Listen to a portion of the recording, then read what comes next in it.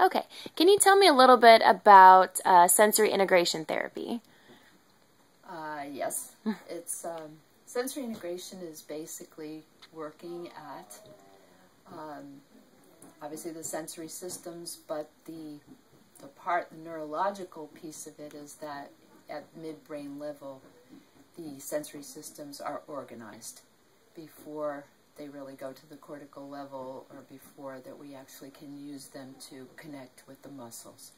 So that information that is needs to be coordinated between vestibular system, midbrain, sensory systems, all of those coming together would be where we're addressing our work, so that we can get that neurological system to really modulate the system, set up the tone of the body, the muscle tone that's needed, so that it's really the setup for the functional system.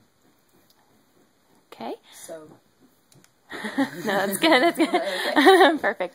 Can you tell me a little bit about a typical treatment session with a patient who has autism? And I know that every patient is unique and different, and has their different stages of that. But what would you consider to be a typical treatment plan or a treatment intervention?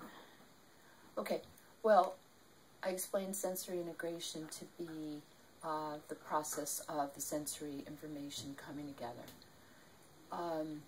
The midbrain, brainstem area that really does that organizing. It goes from primary receptors, from what we see, what we hear, what we taste, what we touch, not smell. Smell goes directly to the thalamus. But all the sensory systems, with the exception of smell, are handled at the brainstem level.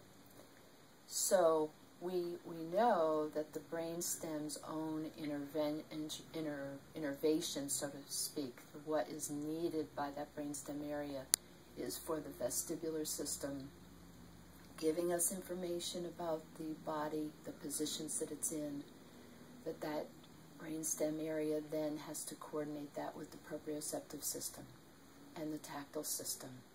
So the way that we approach this at Life Skills is to work on that primary connector area.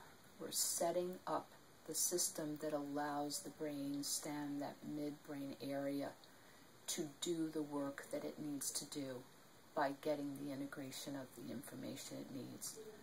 The information from vestibular system telling what position the body's in, and therefore what the muscle would be in demand to do in response.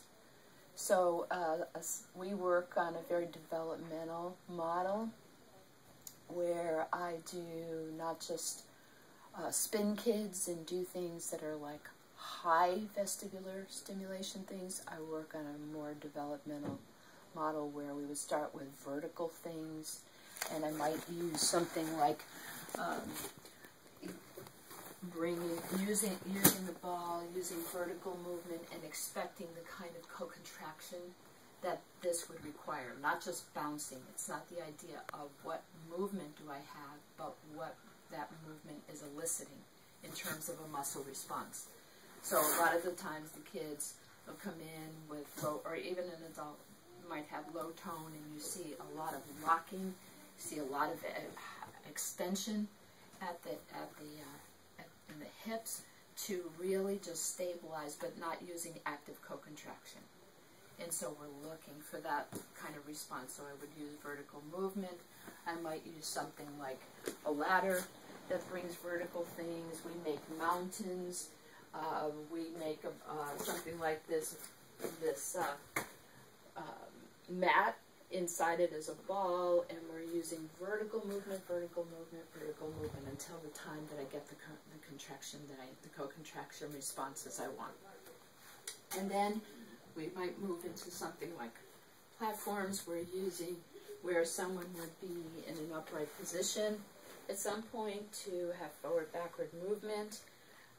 Eventually they'll move into being anti-gravity after we go through a lot of the upright things like lateralization and forward-backward and rotations.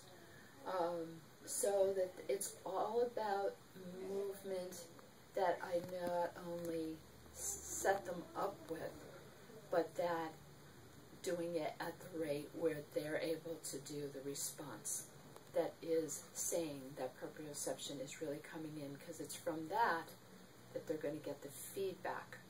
The active movement will give the feedback, create the patterns that the cerebellum will then store.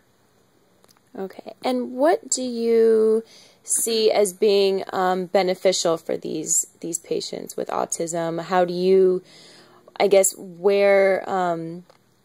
how length of time do you see improvement, and what effects do SI therapy have for these patients? Well, number one, I think that the modulation is the process where the body is regulated or achieves a balance. Okay, think of it as kind of a thermostat, like your house would, on a day that's 90 and a day that's 30, your house is 70. Okay, and it's because that regulation is there. And I would say with children with autism, but really all people, but the extreme of children with autism, unless you are at that point where you can take in information, you really can't profit from input. Okay, there's no point taking somebody who's on overload and who's shut down and trying to feed them information. Okay, so one of the biggest benefits to working at this midbrain level with the input that we know is going to facilitate its working is that you get a change in modulated state. You start to get eye contact. You start to get somebody who's much more open to language, because when you're in a sympathetic state, you can't do language. Okay, the sympathetic state is all about something happening quick, impulsively, not sitting and talking about it. So language is so limited when a child is in an unregulated state.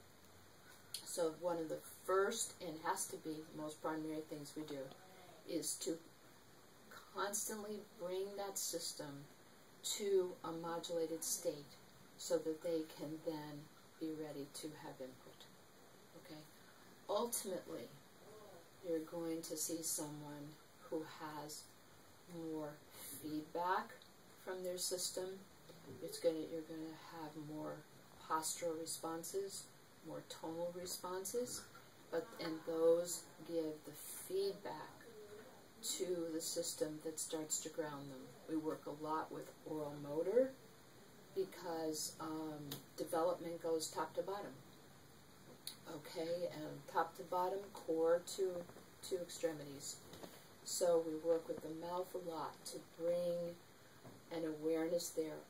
Many of the kids who walk in here, even who are not autistic, but who have learning disabilities, who have a poor sense of where their body is. They might be clumsy, they might be accident prone, they are spacey, they're not grounded, they have not developed, the anchoring that comes with the kinesthetic awareness and the work that we do with the mouth.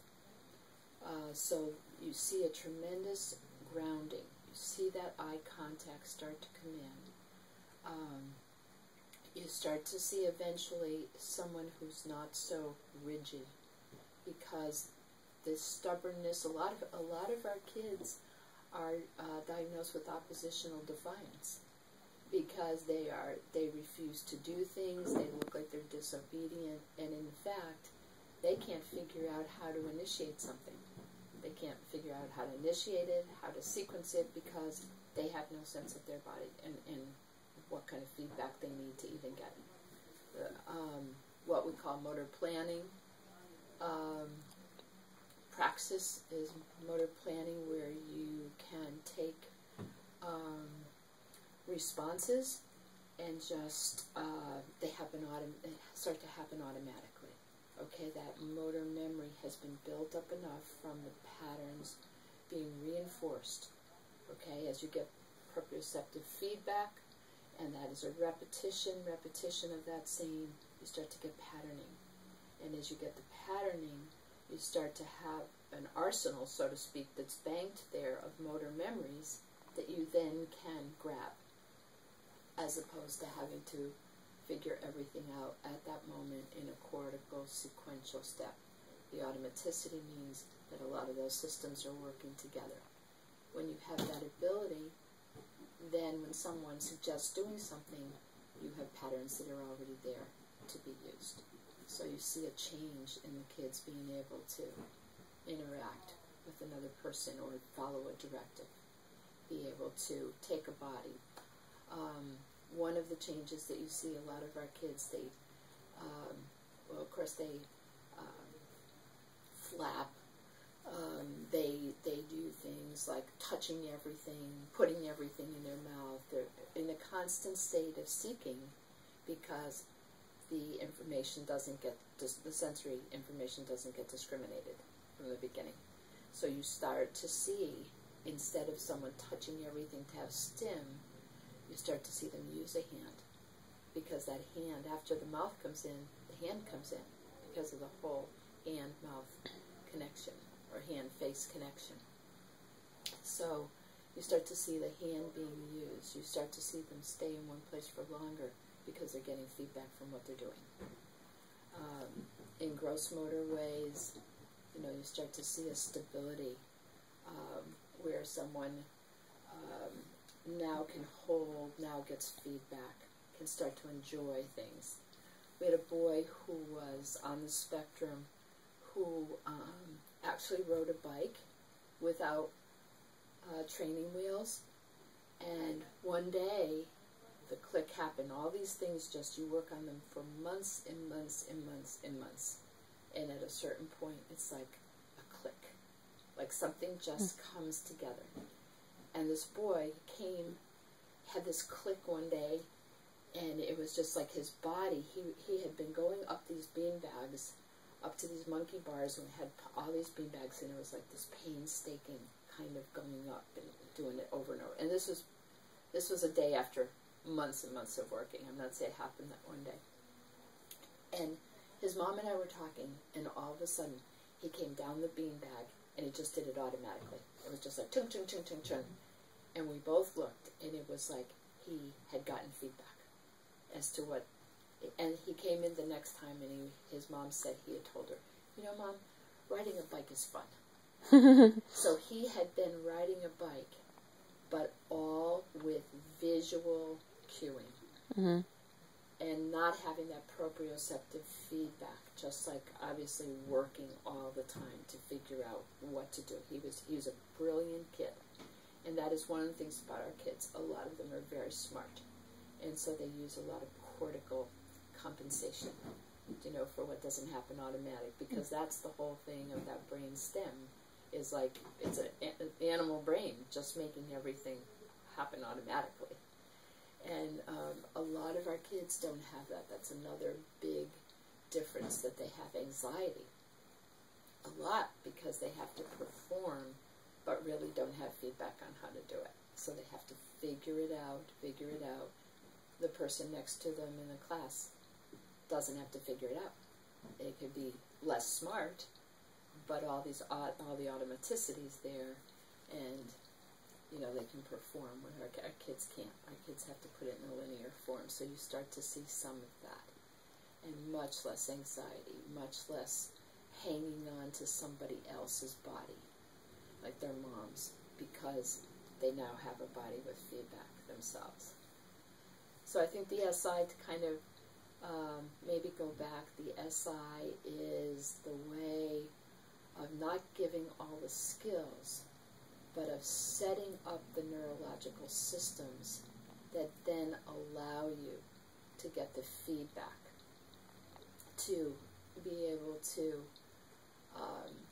have the body become your tool, so that as the information then goes to the cortical level to be understood with language, or to develop into skills, then the body is able to get that feedback and to learn the skills. So it's the setup, and that to me is like so primary that I think a lot of times it's not done. We just go to skills and not know what are they really getting. Do you know, how is it feeling to get that information? Is it really being discriminated in the way that it truly needs to be to get those patterns? And to me, the SI is like so foundational and sets them up, and once you get that, then they can go into strength training and doing the things to use those muscles, but for specific skills. Okay. All right, great. Thank you very much.